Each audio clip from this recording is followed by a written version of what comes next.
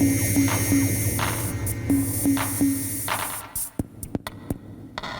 this is the second time I'm filming this part of the video. Hopefully my phone doesn't lose the files this time. So here's the Fostex 160 transport out of its casing. Same sort of configuration as we're seeing in other 4-tracks. I'll get onto the belts in a second, just spraffing a little bit about what we're looking at here. So arrays head on the left, record and playback head on the right. Whether that's functioning in record or playback mode tends to be handled either by transistors being used as switches or relays on the record and playback amplifier. And we've got a plastic core rubber pinch roller there. All of this is on an assembly that raises and lowers. When it's raised, then these heads are in contact with the tape, and the tape is pinched between this capstan, that's this metal pen here, and this pinch roller. The capstan is turning, so effectively the pinch roller rotates in the opposite direction. That draws the tape across the heads at a steady speed. And then in playback mode and fast forward mode, this reel, this is the take up reel, will turn. On some models it turns faster in fast forward mode. In some models it's the same speed in fast forward and play mode. It's just that in play mode this motor will slow down to the speed of the capstan rotation by the tension of the tape, and that prevents the tape from billowing here and chewing. When chewing occurs, it's because this isn't turning or isn't turning fast enough, and so the loose tape gets caught around the pinch roller. And then rewind mode, that'll be turning that direction. You can have up to 3 motors on one of these, a separate motor to raise and lower this. One motor usually will deal with both the fast forward and the rewind and turning of this reel and playback, and there's going to be something in between. You can see here there's cogs. There's also a rubber tire there. Now I'm assuming that that little cog in the middle catches with these teeth at the base of these reels, so I'm not exactly sure what that rubber part does. I can see that there is a plastic clip with a split in it, so if you need reference on how to open that, check out my video on replacing the idler tires on a Tetrakan 244. There's that type of clip. So that can be a separate motor, and then a third motor for the capstan, usually pulley going through a belt to turn a flywheel on the opposite side of the capstan. You also get designs where it's only one motor and the motor is driving all 3 systems, reel, head assembly and capstan, using a combination of different shift arms, gears, cams, different belts coming from the same motor. This appears to be one such. We've only got the one motor.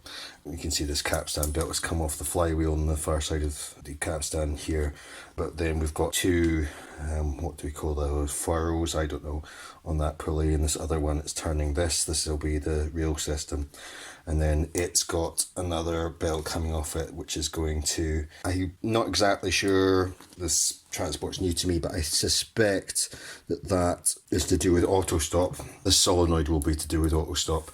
So there's 2 circumstances where auto stop would come into play. One is the corresponding button is pressed by the user, then when this counter gets to 0, an electrical signal will be sent to this solenoid and then the tape will stop. And I think the other thing is there's probably a sensor to do with this little mechanical contraption here, so that in rewind and fast forward mode, if you just hit the end of the tape, then after a second or so of this not turning, then that solenoid will be triggered. On this other side we've got one more belt that's running from this take-up reel to a pulley on the underside of this mechanical counter.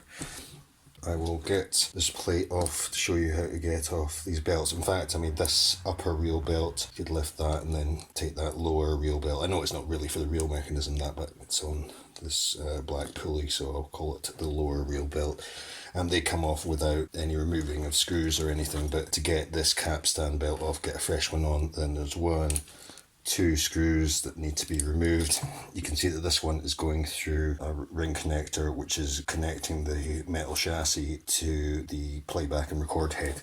This is just so that you don't get any buzz during playback and recording, because if that isn't connected to common ground in the circuit, then you will get buzz. So smaller crosshead screwdriver. You can see that both the metal lips of this metal plate are on the outside of the chassis that it's screwed onto. Just something to note for the purposes of reassembly. There we go. So that's going to be a very simple belt change. You just hook that over the flywheel and over the wider of these. Of course, you do really want to be doing this one first. You can see that that's going to be going into the furthest of the two furrows on this. And that would go over the top, and then the other belt would run from this furrow here to this furrow here. Let's say you need to change that pinch roller. It looks to be the same kind of pinch roller that they have in the Tasca Importer 1, and I've had some pretty old ones of those contemporary with this, you know, like 1987, 1988, and the pinch roller's still okay, so I'm not exactly sure when that's going to become an issue, but for safety's sake, let me show you how you would remove this. I haven't done this before, but I'm pretty confident that I do know what to do, so I'm just removing this E-clip that's holding this post in place. There's probably a spring back here. Yeah, you can see that. Where was that? I guess it would be going around this post here. Haha. I'll put it back on in a minute to confirm that. Yeah, but at this point you can see that there's little marks where the tape has gone, but it's pretty good. I could give that a white and a lot of that would come up. I might just be able to pry it out on this.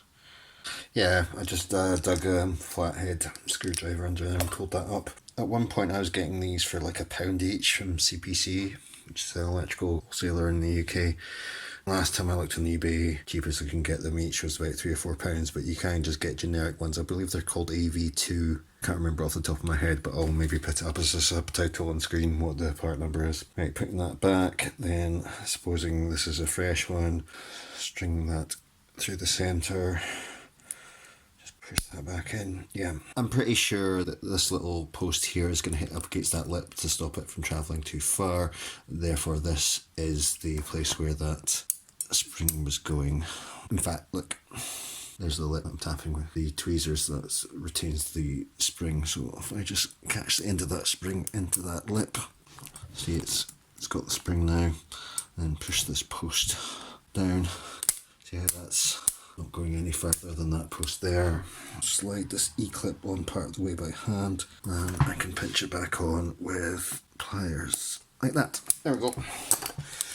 Really easy pinch roller change on this one. As far as the sizes of them go, then the capstan belt, that's a flat belt. It's approximately 4mm wide, and it's approximately 260mm in the folded length. What I was calling the upper reel belt, it may be called something else in the service manual, which I don't have, but that was a square section, approximately 1mm in cross section. That's what that meant to say. By the way, this little sign, it's been a long time since I was in a maths class, but I think that's meant to be around.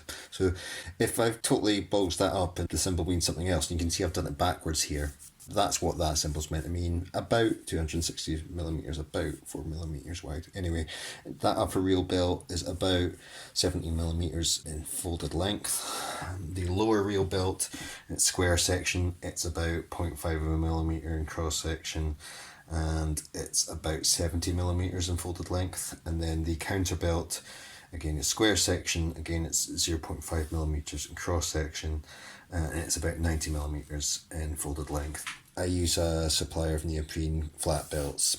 I pay about £9 for them here in Scotland, so I would probably buy that and then try and get these other three from a bag of assorted cassette belts. Like if you type assorted cassette belts into eBay or something like that, and you're going to see mass-produced bags of belts for about £3 or £4, or whatever the US, Euro, name your currency here, equivalent of that is, you know, not much money, and that will include these belts, I would say. If you install those belts and you're still having problems with the transport, perhaps after lubrication or other things, then you might want to pay through the nose for kits from well-known suppliers. You know, I've seen kits for Porter Studios, the belts going for like £40, which for a few grams of rubber does seem like a lot. Anyway, your choice. Those are the sizes.